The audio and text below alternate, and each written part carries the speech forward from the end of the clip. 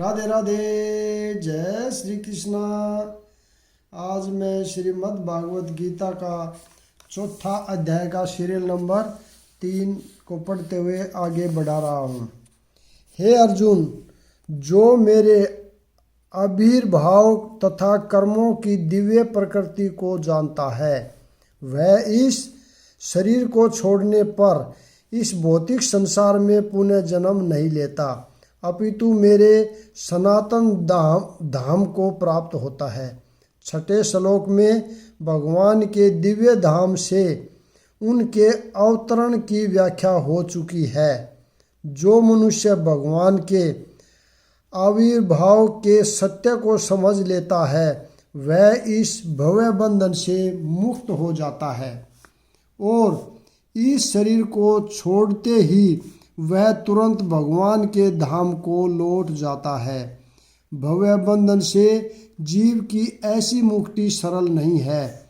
निर्विशेषवादी तथा योगीजन पर्याप्त कष्ट तथा अनेकानेक जन्मों के बाद ही मुक्ति प्राप्त कर पाते हैं। इतने पर भी उन्हें जो मुक्ति भगवान की निराकार ब्रह्म ज्योति में तादात्म्य प्राप्त करने के रूप में मिलती है, वह आंशिक होती है और इस भौतिक संसार में लौट आने का भय बना रहता है। किंतु भगवान के शरीर की दिव्य प्रकृति तथा उनके कार्यकलापों को समझने मात्र से भक्त इस शरीर का अंत होने पर भगवत धाम को प्राप्त करता है और उसे इस संसार में लौट आने का भय नहीं रह जाता। ब्रह्मा संहिता में यह बताया गया है कि भगवान के अनेक रूप तथा अवतार हैं। यद्यपि भगवान के अनेक दिव्य रूप हैं, किंतु फिर भी वे अदृश्य भगवान हैं। इस तथ्य को विश्वासपूर्वक समझना चाहिए। यद्यपि यह संसारी विद्वानों तथा ज्ञान योगियों के लिए अगम्य है, जैसा कि वेदों में कहा गया है। एक भगवान अपने निष्काम भक्तों के साथ अनेकानेक दिव्य रूपों में सदैव संबंधित है। इस वेद वचन की स्वयं भगवान ने गीता के इस श्लोक में पुष्टि की है। जो इस सत्य को वेद तथा भगवान के प्रमाण के आधार पर स्वीकार करता है और सूक्ष्म चिंतन में समय नहीं गंवाता, वह मुक्ति की चरम सिद्धि प्राप्त करता है। इस सत्य को श्रद्धापूर्वक स्वीकार करने से मनुष्य निश्चित रूप से मुक्ति लाभ कर सकता है। इस प्रसंग में वैदिक वाक्य तत्त्वमसि लागू होता है। जो कोई भगवान कृष्ण को परम ब्रह्मा करके जानता है या उनसे यह कहता है कि आप वही परम ब्रह्मा श्री भगवान हैं, वह निश्चित रूप से अविलंब मुक्त हो जाता है। फलस्वरूप उसे भगवान की दिव्य संगति की प्राप्ति निश्चिंत हो जाती है। दूसरे शब्दों में, ऐसा श्रद्धालु भगवत भक्त सिद्धि प्राप्त करता है। इसकी पुष्टि निम्नलिखित वेद वचन से होती है। श्री भगवान को जान लेने से ही मनुष्य जन्म तथा मृत्यु से मुक्ति की पूर्ण अवस्था प्राप्त कर सकता है।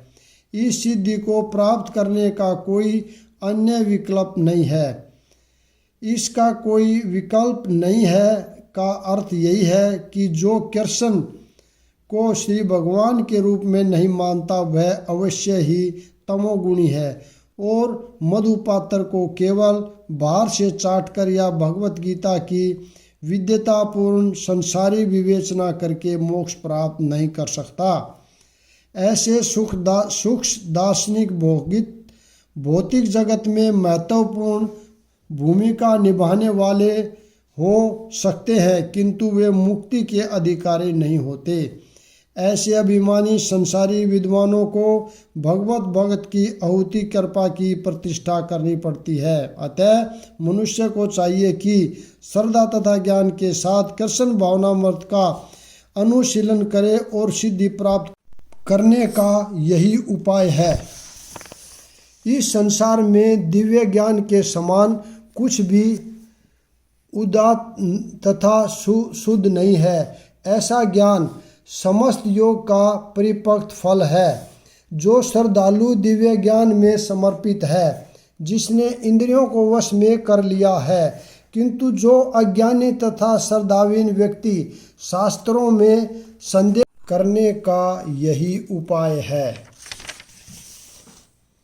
आसक्ति, भय तथा क्रोध से मुक्त होकर मुझ में पूर्णता तन्मय होकर और मेरी शरण में आकर बहुत से व्यक्ति भूतकाल में मेरे ज्ञान से पवित्र हो चुके हैं।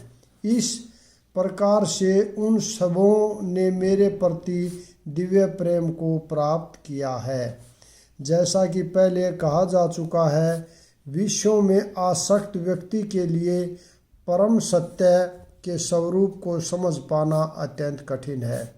सामान्यतः जो लोग ध्यात्म बुद्धि में आसक्त होते हैं, वे भौतिकवादी में इतने लीन रहते हैं कि उनके लिए यह समझ पाना असंभव सा है कि परमात्मा व्यक्ति भी हो सकता है।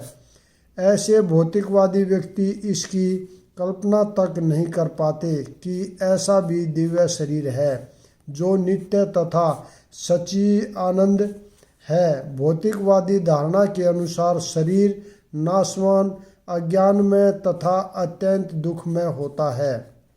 अतः जब लोगों को भगवान के साकार रूप के विषय में बताया जाता है तो उनके मन में शरीर की यही धारणा बनी रहती है। ऐसे भौतिकवादी पुरुषों के लिए विराट भौतिक जगत का स्वरूप ही परम तत्व है। फलस्वरूप वे परमेश्वर को निराकार मानते हैं और भौतिकता में इतने तल्लीन रहते हैं कि भौतिक पदार्थ से मुक्ति के बाद भी अपना स्वरूप बनाए रखने के विचार से डरते हैं।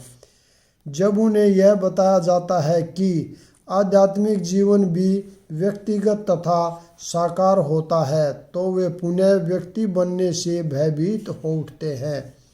फलतः वे निराकार शून्य में तदाकार होना पसंद करते हैं। सामान्यतः वे जीवों की तुलना समुद्र के बुलबुलों से करते हैं, जो टूटने पर समुद्र में ही लीन हो जाते हैं। पैतृक व्यक्तित्व से रहित आध्यात्मिक जीवन की यह चरम सिद्धि है। यह जीवन की भयावह अवस्था है जो आध्यात्मिक जीवन के पूर्ण ज्ञान से रहित है। इसके अतिरिक्त ऐसे बहुत से मनुष्य हैं जो आध्यात्मिक जीवन को तनिक भी नहीं समझ पाते। अनेक वादों तथा दार्शनिक चिंतन की विविध विसंगतियों से परेशान होकर वे उब उठते हैं या क्रुद्ध हो जाते हैं और मूर्खतावश यह निष्कर्ष निकालते हैं कि परम कारण जैसा कुछ नहीं है, अतः प्रत्येक वस्तु अंतोगत्वा शून्य है। ऐसे लोग जीवन की रुग्णावस्था में होते हैं। जो कुछ लोग भौतिकता में इतने आसक्त रहते हैं कि वे आध्यात्मिक जीवन की ओर कोई ध्यान नहीं देते, और कुछ लोग तो निराशावश सभी प्रकार के आध्यात्मिक चिंतनों से क्रुद्ध होकर प्रत्येक व्यक्ति पर अविश्वास करने लगते हैं। इस अंतिम कोटि के लोग किसी न किसी मादक वस्तु का सहारा लेते हैं और उनके मति विभ्रम को कभी कभी आध्यात्मिक दृष्टि मान लिया जाता है। मनुष्य को भौतिक जगत के प्रति आसक्ति की तीनों अवस्थाओं से छुटकारा पाना होता है। ये है आध्यात्मिक जीवन की उपेक्षा, आध्यात्मिक साकार रूप का भय तथा जीवन की हताशा से उत्पन्न शून्यवाद की कल्पना। जीवन की इन तीनों अवस्थाओं से छुटकारा पाने के लिए प्रामाणिक गुरु के निर्देशन में भगवान की शरण ग्रहण करना और भक्तिमय जीवन के नियम तथा विधि विधानों का पालन करना आवश्यक है। भक्तिमय जीवन की अंतिम अवस्था भाव या दिव्य ऐश्वर्य प्रेम कहलाती है। प्रारंभ में आत्म साक्षात्कार की सामान्य इच्छा होनी चाहिए। इससे मनुष्य ऐसे व्यक्तियों की संगति करने का प्रयास करता है जो आध्यात्मिक दृष्टि से उठे हुए हैं। अगली अवस्था में गुरु से दीक्षित होकर नव दीक्षित भक्त उसके आदेश अनुसार भक्ति योग प्रारंभ करता है। इस प्रकार सद्गुरु के निर्देश में भक्ति करते हुए वह समस्त भौतिक आसक्ति से मुक्त हो जाता है। उसके आत्म साक्षात्कार में शिथिलता आती है और वह श्री भगवान कृष्ण के विषय में श्रवण करने के लिए रुचि विकसित करता है। इस रुचि से आगे चलकर कृष्ण भावनामृत में आसक्ति उत्पन्न होती है, जो भाव में अथवा भगवत प्रेम के प्रथम सोपान में परिपक्व होती है। ईश्वर के प्रति प्रेम ही जीवन की सार्थकता है। प्रेम अथवा अवस्था में भक्त भगवान की दिव्य प्रेमा भक्ति में निरंतर लीन रहता है। अतः भक्ति की मंद विधि से परमाणु गुरु के निर्देश में सर्वोच्च अवस्था प्राप्त की जा सकती है और समस्त भौतिक आसक्ति व्यक्तिगत आध्यात्मिक स्वरूप के भय तथा शून्यवाद से उत्पन्न हताशा से मुक्त हुआ जा सकता है। तभी मनुष्य को अंत में भगवान के धाम की प्राप्ति हो सकती है। जिस भाव से सारे लोग मेरी शरण ग्रहण करते हैं, उसी के अनुरूप मैं उन्हें फल देता हूँ। हे पार्थ, प्रत्येक व्यक्ति सभी प्रकार से मेरे पथ का अनुगमन करता है। प्रत्येक व्यक्ति कृष्ण को उनके विभिन्न स्वरूपों में खोज रहा है। भगवान श्री कृष्ण को सतः उनके निर्विशेष ब्रह्मा ज्योति तेज में तथा प्रत्येक वस्तु के कण कण में रहने वाले सर्वव्यापी परमात्मा के रूप में अनुभव किया जाता है। लेकिन कृष्ण का पूर्ण साक्षात्कार तो उनके शुद्ध भक्त ही कर पाते हैं। फलतः कृष्ण प्रत्येक व्यक्ति की अनुभूति के विषय है और इस तरह कोई भी और सभी अपनी अपनी इच्छा के अनुसार तुष्ट होते हैं। दिव्य जगत में भी कृष्ण अपने शुद्ध भक्तों के साथ दिव्य भाव से विनिमय करते हैं, जिस तरह की भक्त उन्हें चाहता है। कोई एक भक्त कृष्ण को परम स्वामी के रूप में चाह सकता है, दूसरा अपने सखा के रूप में, तीसरा अपने पुत्र के रूप में, चौथा अपने प्रेमी के रूप में। कृष्ण सभी भक्तों को समान रूप से उनके प्रेम की प्रगाढ़ता के अनुसार फल देते हैं। भौतिक जगत में भी ऐसी ही विनिमय की अनुभूतियाँ होती हैं और वे विभिन्न प्रकार के भक्तों के अनुसार भगवान द्वारा समभाव से विनिमय की जाती है। शुद्ध भक्त यहाँ पर और दिव्य धाम में भी कृष्ण का सानिध्य प्राप्त करते हैं और भगवान की साकार सेवा कर सकते हैं। इस तरह वे उनकी प्रेमा भक्ति का दिव्य आनंद प्राप्त करते हैं। किंतु जो निर्विशेषवादी हैं और जो जीवात्मा के अस्तित्व को मिटाकर आध्यात्मिक आत्मघात करना चाहते हैं, कृष्ण उनको भी अपने तेज में लीन करके उनकी सहायता करते हैं। ऐसे निर्विशेषवादी सच्चिदानंद भगवान को स्वीकार नहीं करते। फलतः वे अपने व्यक्तित्व को मिटाकर भगवान की दिव्य सगुण भक्ति के आनंद को प्राप्त नहीं करते। उनमें से कुछ जो निर्विशेष सत्ता में दृढ़तापूर्वक स्थित नहीं हो पाते, वे अपनी कार्य करने की सुप्त इच्छाओं को प्रदर्शित करने के लिए इस भौतिक क्षेत्र में वापस आते हैं।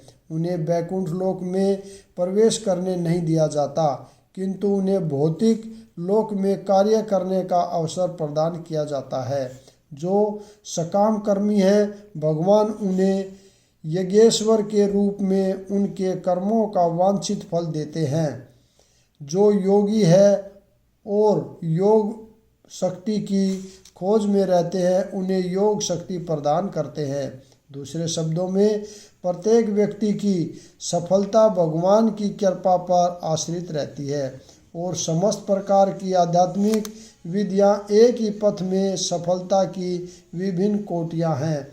अतः जब तक कोई कृष्ण भावनामृत की सर्वोच्च सिद्धि तक नहीं पहुंच जाता तब तक सारे प्रयास अपूर्ण रहते हैं, जैसा कि श्रीमद् भागवत में कहा गया है। राधे राधे। जय श्री कृष्णा।